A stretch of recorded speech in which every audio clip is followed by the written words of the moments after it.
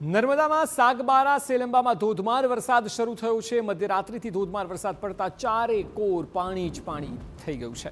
વરસાદ પડતા નદીઓ છલકાઈ છે। પૂરની સ્થિતિ જોવા મળી રહી છે। પહેલા જ વરસાદમાં પૂર જેવા દ્રશ્યો સામે આવ્યા છે। સેલમથી નવાપાડા મહારાષ્ટ્ર તરફ જતો રસ્તો બંધ થયો છે। નાંદોદ, તિલકવાડા, ગરુડેશ્વર, ડેડિયાપાડા અને ચિકદામાં નથી પડ્યો વરસાદ।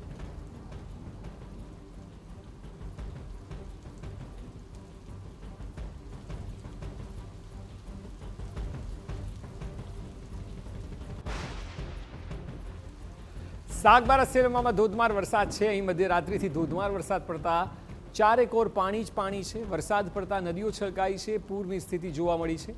પહેલા જ વરસાદમાં પૂર જેવા દ્રશ્યો સામે આવ્યા। સેલમથી નવાપાડા મહારાષ્ટ્ર તરફ જતો રસ્તો બંધ કરવામાં આવ્યો છે અને આ પ્રકારના દ્રશ્યો પડેલા વરસાદને લીધે સર્જાયા છે।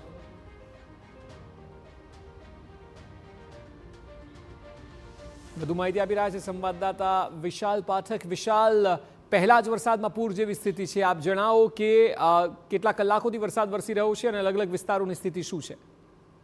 જી ચોક્કસ, જે પહેલો વરસાદ પડ્યો છે તેમાં નર્મદા જિલ્લાના સાગબારા તાલુકાના સેલંબા ગામ ખાતે જે પૂર જેવી પરિસ્થિતિ સર્જાઈ રહી છે। સેલંબા ગામમાં જવાનો જે બ્રિજ છે તેની ઉપરથી અત્યારે પાણી વહી રહ્યું છે, તે પ્રકારના દ્રશ્યો જોવા મળી રહ્યા છે। અને આ જે વરસાદ પડ્યો હતો તે ગઈકાલે રાતથી વરસાદ પડ્યો હતો અને જેને કારણે આ પરિસ્થિતિ સર્જાઈ છે। ત્યારે બીજા જે 5 તાલુકા છે, તિલકવાડા, ગરડેશ્વર, નાંદોદ, ચિકદા અને ડેડિયાપાડા, આ 5 તાલુકામાં છાંટો પણ વરસાદ જોવા નથી મળી રહ્યો। એટલે કહી શકાય કે નર્મદા જિલ્લામાં વરસાદની ખાસ જરૂરિયાત અત્યારે ઊભી થઈ છે। ખેતી લાયક વરસાદ પડે તે પ્રકારની ખેડૂતો માંગ પણ કરી રહ્યા છે અને જે વિસ્તારમાં વરસાદ પડ્યો છે ત્યાં પૂર જેવી પરિસ્થિતિ સર્જાઈ છે।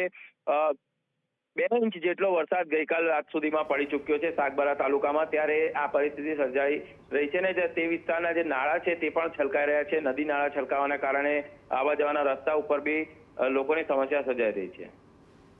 जी बिल्कुल विशाल, आभार समग्र माहिती बदल।